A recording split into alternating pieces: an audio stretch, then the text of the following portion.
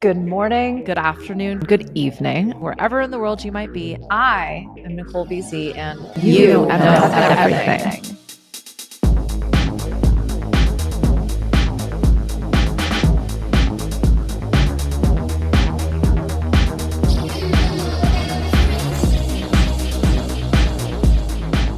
Hey, friend.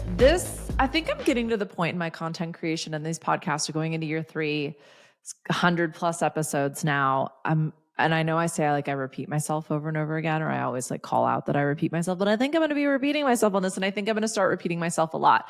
I just went into the anti-business school to re-record everything and get ready for a 2024 launch. And this is going to be appropriate for an episode about changing plans, and plans are meant to be broken, because I had a big old plan. And then I got in there and I rewatched every single video I'd ever created, and I knocked my own socks off. I was like, this shit is fire. This shit is timeless. I do not need to re-record. There were a couple of videos that were done on the fly, or the lighting was really crappy. So I redid those for production issues. And by no means is the production amazing. This production far exceeds that. But you know what it is? It's good enough. And it's all about the content and the messaging, right? So I had a big ass plan, and it changed in the moment based on the way that I was feeling. And that, my friends, is what this episode is about. One of my most popular pieces of content that I've ever created was a little image that said, plans are meant to be broken. And I don't know if this is my 4 left arrows if you're into human design, or my very on spectrum neurodivergent superpowers. I love a good plan. I can plan out years in advance. And at the exact same time that I'm doing that, I can know this is all going to change, potentially immediately. But it's I need that both and. My ego and my business mind and my strategic mind, and again, my kind of hyperfixation on knowing what's going to happen next, wants that. So does my punk rock, fuck you, artists, creative chaos, boho living, unhoused human. I need to feel free. It is the most important thing to me. And so by holding both ends of this paradox and recognizing plans are designed to be broken, we create an adaptable, responsive, and I believe successful approach to everything. Now, there are some people out there breaking plans all over the place, and they are not doing it in a way that is creating success. We're going to talk about that, right?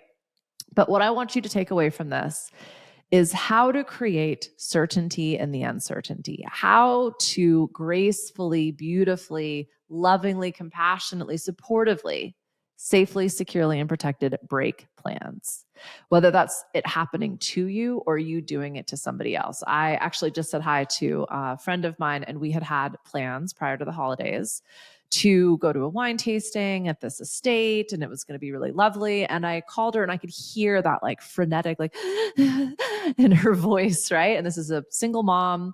I think this was the week before Christmas.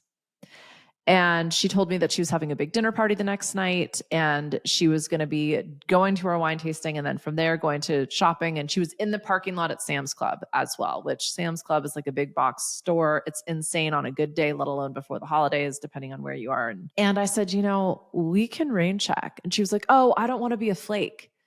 You know what's flaky? Is showing up and doing something you don't want to be at. That sucks. I'm sure you've done that a million times. I know I have. And I'm sure you've been in an experience with somebody who is doing that. And nothing makes you feel smaller or less appreciated than someone actively distracted, someone who is stressing about wasting their time being with you. And that's not what this person was doing at all. She was genuinely excited. And what a lot of my people are, we call it time optimistic. They think they can fit it all in, right? And they want to fit it all in. I am awful at that. That's why I don't manage my own calendar. I say yes to everything because I genuinely want to do it in the moment. And then I look at my calendar and I realized I've said yes to 3 things that are happening at the exact same time in completely different places. And I haven't quite figured out yet how to triplicate myself, right? Recognize we make plans to feed our monkey mind, our ego self. That is old world business, my friends. And then we break plans in a way that is secure, safe, supported, compassionate, compelling, all of the good things, right? And it's just simply recognizing the stance that we're constantly doing. So I guarantee you success. And if you listen through to the end of this episode, you're going to figure out how. But seriously, that's one of my favorite questions to challenge people. I call it in my level 4, level 5 in my energetic leadership system, developed by IPEC and Bruce D. Schneider. Bruce D. Schneider. I like to give credit where credit's due. Anywho, that the leap from level 4, compassionate leadership, to level 5, inspired leadership, is to challenge yourself to recognize you are guaranteed success. How would you shift in this moment? If I told you that breaking plans was the only way to find your success, how would you approach it, right? So what's the story you're telling yourself about this change? That's what we can often get caught up with and in when it feels like this is happening to us. When the change in plans is disadvantageous or potentially even harmful. I always jump to this is my fault, I fucked up, because that gives me a sense of control, right? Or this always happens to me. If I told you about my day yesterday, I had biblical levels of failure, like a well ran dry. I knew that there was going to be issues, but like that was one I hadn't anticipated. And then we got a biblical level rainstorm. So trying to do anything outside, especially repair something when it's like 40 degrees and pissing down rain. Thanks. But I was like, oh, well, I have a problem that there's no water, and look at all of this water. That's a fun happenstance, right? What's the story you're telling yourself in the moment? What if the plans you made were the absolute best option, knowing what you knew in that moment when you made them? And now you get to revise those plans. And yes, someone might get disappointed. Someone might be upset. You can still acknowledge your changes. And I'm going to get into how sticky this can get soon, I promise. But planning is a very mundane activity. Changing plans is a very exciting activity. And I'm going to share the Mickey Four, who's created all of my podcast music, created in their actual music career, wrote a song called "Feels Great." And no, the song is called "Changing Plans," and the chorus, the only words in the whole song are "feels great." I'm going to share that song with you. But like, there's nothing more delicious than canceling plans and just getting to like sit in your own energy. Anytime someone cancels plans on me, it's like a gift. They're just like, here's an extra hour or 3. And I encourage all of my clients that I work with to actually cancel plans at incredibly last minute. And I've called a few out that have shown up in session with me and said, I don't think this is where your energy is right now. I don't think this is the best use of your time. You're not here. Let's reschedule. We have become programmed to be people pleasers. We have been programmed to think that the plan is set in stone, and that's just not true anymore. I don't know if it was ever true, but in my new world business building, plans are meant to be broken. That is hypothesizing, testing, iterating, so we can improve in every moment, right? So first and foremost, expectations. Just simply recognize them. Disappointment is a gap in unmet expectation. So you can manage expectations. You can let people know, I'm happy to pencil this in. I tend to be a pretty last minute person. I have so many people in my experience that I'll let them know what I'm doing because I love making plans. My energy needs like that channel. I also have 0 hangups about being like, you know what? I don't want to do this anymore. And I don't even worry about if they're upset with me at this point. Recognizing there was an expectation, it was agreed upon, and now it's not being met. Is that disappointing? What if this isn't a big deal at all? That's what I've found in all of this is when I approach this, like this is a non sequitur, like, yo, I'm not feeling this anymore. I don't explain myself. I sure as shit don't apologize. I got rid of doing that a long time ago.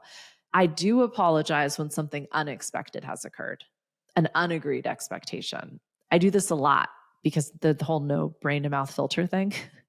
I really hurt my friends' feelings the other day because I made a plan. I told them that I would follow up with them, and then I didn't. And I do that a lot. And they got very upset with me. So rather than being like, this is not a big deal, which it's not for me, I acknowledged, you're really upset right now. That is important to me. I would never want to do something that really upsets you. And I very much want to talk to you. You are super important to me. That's why I made that plan.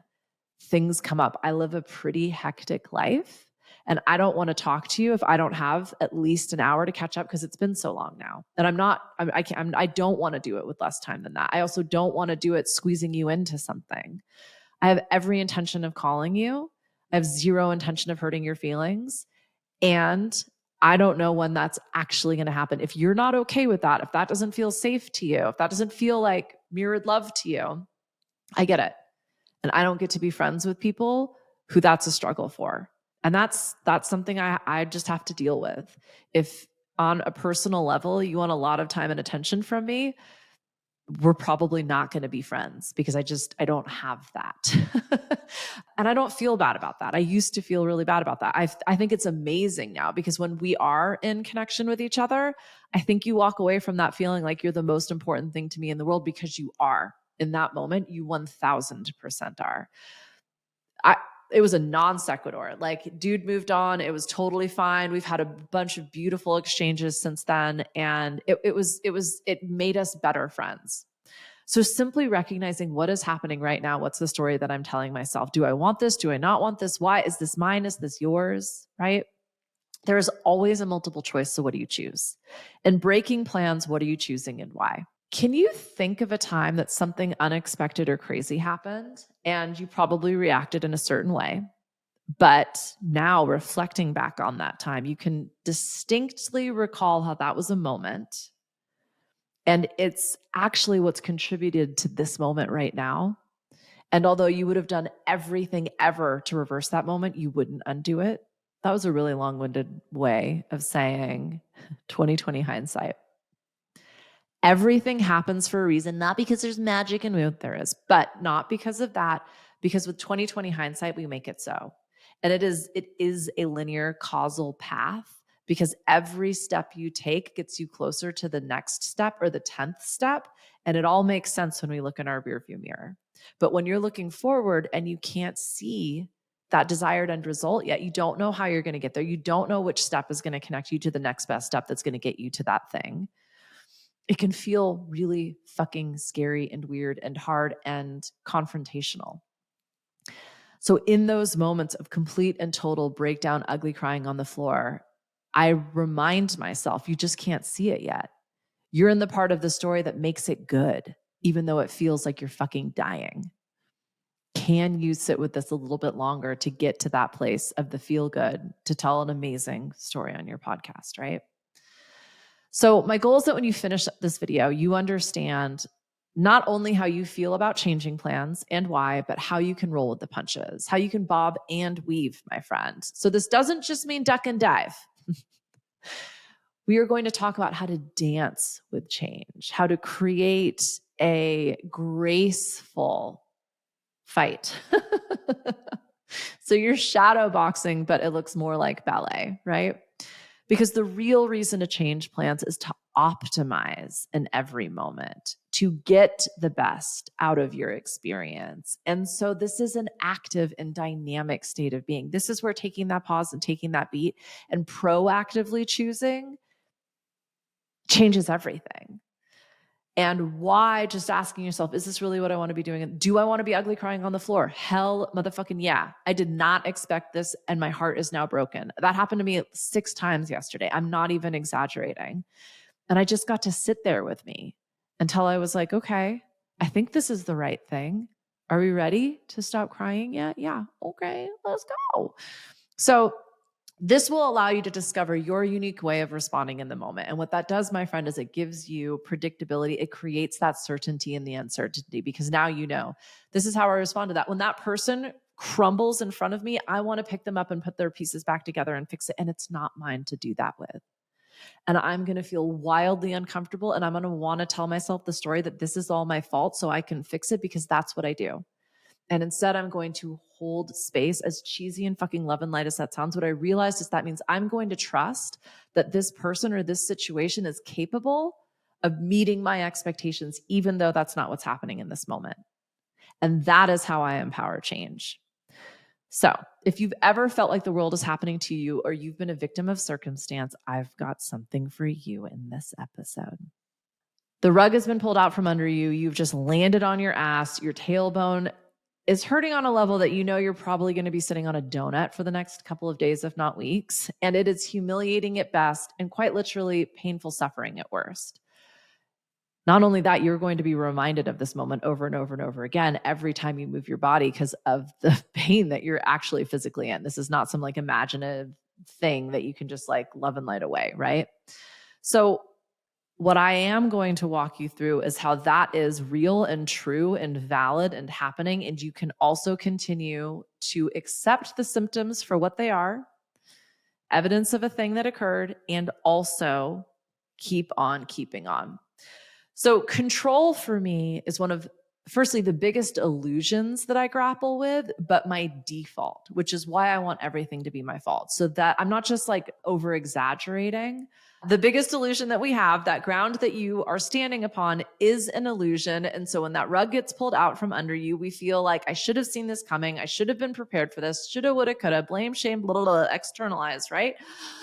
And ultimately, it's just simply about how we're reacting to it.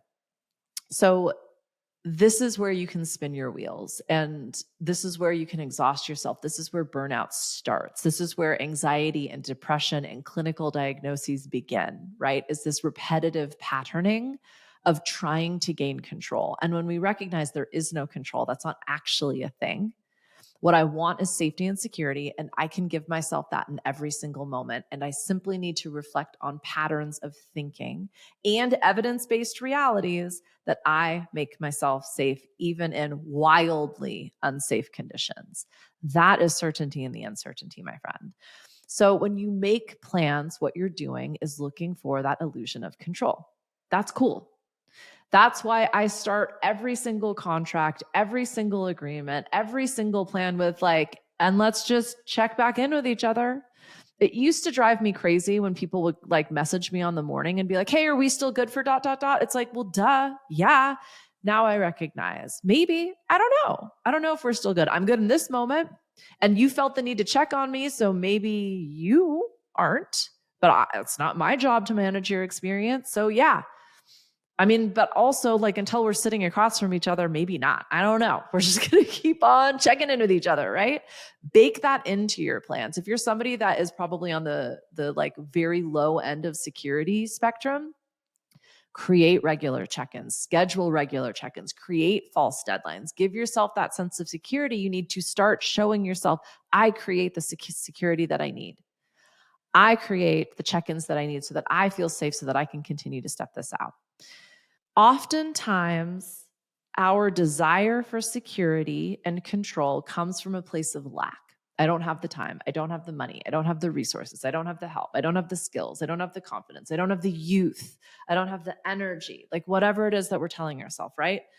Now, anytime we're making plans from that place, it is clearly insecure, and let's just recognize it. Let's give ourselves this opportunity to shift and go, okay, well, those are all the can'ts. Are there any cans available? What can I do? Again, how can I create a sense of safety and security and certainty and purpose and maybe even creativity and trust and faith as we move up that energetic ladder, as we move up those energy levels, right? One of the things I remind myself, especially when I am externalizing / judging / blaming / condemning somebody, which, you know, that's my default, happens almost all of the time if I don't bring awareness to it, is I remind myself the person who created those plans, the person who wanted those plans to come true, is just simply different now. And in that moment, nobody was lying. Everybody was speaking their truth, right?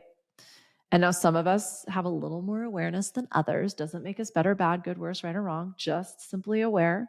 Everybody is doing exactly what they need to do and saying exactly what they need to say in the moment. And honestly, people who've realized a lot of success have an innate ability to believe their own words in every moment, so much so that they make it come true. It's obnoxious. It's also inspiring and amazing, right? So when I remind myself we are continually evolving in every single moment of every single day, there is no other option than plans should change. Expectations should change. And this applies to business and new world business building in so many thousands of fucking ways. I cannot emphasize it and over dramatizes it enough. But like, this is why your employees will quit and leave and go somewhere else. This is why your contracts and your vendors and your partnerships will not work out. This is why you'll think that the money you're getting paid or the money that you're making, your pricing structures no longer recognize the value that you're worth. And here's the thing, like anytime you feel that discomfort, however you want to define it or describe it, bitterness, resentment, retribution, regret, blame, shame, blah, blah, blah, right? Cool. That was the old way of doing things. Yes, the only constant is change. And yes, you can create certainty and uncertainty. And that certainty is your ability to find security in any given moment.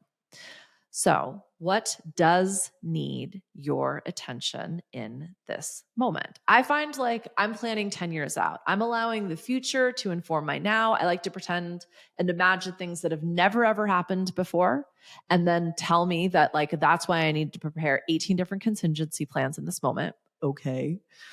There's probably something a hell of a lot more impactful like I'm doing right now to actually create that security, right? Like whether it's picking up the phone and being like, give me money, or it's calling or typing or engaging with that person that upset me and like advocating for myself and just creating an opportunity to explore, hey, like I have some unmet expectations here. What happened? I'm in the middle of that right now with somebody who is, well, we're yet to see if they're capable of recognizing expectations outside of their own without justifying their own brouhaha. I'm speaking vaguely. I guess I'm just not ready to get into this one yet, so I won't. Look at what needs your attention in this moment. I also will talk about this like the worry tree, which is a really, just fucking Google it. It's like the most elementary example of worrying. Worrying has never actually done anything ever at all. If you are worrying, you are literally distracting yourself from doing the thing. There is nothing wrong with that. I think I said that in this episode. If you are consciously choosing distraction, that is wildly different than doom scrolling and just disassociating, right? Distraction is just permission to not do anything. That's what we need when we are healing and we are licking our wounds and we are feeling very victimized. We need to nurture ourselves. That might be the thing that needs attention. Yeah, I'm 100% going to Netflix and chill right now, my friend, because that will make me feel good. And I don't know what to do about this thing, but worrying about it will not solve that thing. Can I do something about this in this moment? No. Shift focus or create a plan when to focus on this thing. If you're in that moment, can I do something about this now? As in, I've planned to think about this now. What am I going to do? What action steps can I take? What's the first step? And that's it, my friend. Like that's all that we can ever do is one thing in this given moment, right? Learn what you feels like. Like it truly is as simple as, does this feel good? Does this feel bad? And the thing is like something that felt good in the past is going to feel different now. Everything that made me feel good, literally up until Monday, doesn't work anymore. And not that it makes me feel bad, but those energy stacking activities that I talk about, like I've gone through all of them and like it's just neutral now. And I'm realizing as I say this, it's actually just the bare minimum. The movement and the sleep and the nutrition and the meditation and the connection and like the journaling and the like, it's just how I start my day. And it's kind of a non-negotiable. It's also like habitual. It doesn't take a lot of time or energy or effort from me because it's just like what I do. But the point being, with changing plans, we're changing needs. And we're not changing our needs. Our needs are changing and then we're meeting them, right? So learn what you feels like. And if you are feeling resentful or weird in any which way, ask yourself why. What's the story that you're telling yourself? So help you first. Then you get to help everybody else. I'm sharing Mickey Forrest's song with you in the show notes. Feels great. Changing plans. I always get it mixed up because in my head, it's just changing plans feels great. Anywho, if you are super challenged by change and you want to deep dive into how to be better with balancing, please check out this episode. Balance is a verb. But there's a super fun way to just simply play with the energy of change. So I'm going to share that episode with you as well. So it kind of depends like where you're at, how long you've been listening, how long we've been engaging with each other. But I've got all sorts of fun resources for you. They are available online at NicoleBZ.com. You can email me hello@NicoleBZ.com and I will answer all of your questions. I often create entire podcast episodes when people ask me questions that I'm currently vibing on. I'm usually doing some pretty cool stuff. I think this year, depending on when you're listening to it, this is going to be like a very crypto forward year. I do a lot of stuff in Web3 and cryptocurrencies. Noah Lampert and I are going to be hosting sort of open office hours over on his Discord, Synchronicity. You can find his Patreon and his podcast as well. I'm a big fan, obviously. That's my main thing right now, but there's always like new and fun and exciting things. The best way to find out about those is to get onto the Loop, my newsletter. The link is in the show notes. It's a weekly-ish newsletter. I'm usually just like riffing on whatever it is that inspires me in the moment of actually writing it. It's pretty momentary. So as this content can definitely get batched, as in I made it like, I don't know, a month or two, maybe even longer ago. The Loop I made like that day, pretty much within the 24 hours that it gets sent out. My goal is to make it more personal, but I don't know. I'm pretty obsessed with business, my friends. I think it's just a really cool way of playing with this experience and yeah, finding your own safety, security, and certainty in this wackadoodle game that we're all playing. So I love you. Thank you. Thank you for being here. Let me know what you think about my glasses. Oh, and one last thing. Rate this episode. Just like it's finished, just go and give me a star, write a comment. It's kind of crazy. I think I switched I know I switched platforms, but I think that disrupts all of your ratings. So anyhow, I would really appreciate a review, even if it's bad feedback. Well, don't give me a 1 star. But feel free to leave your bad feedback in the comments. But yeah, if you don't like it that much, hey, give it a 5-star reaction, right?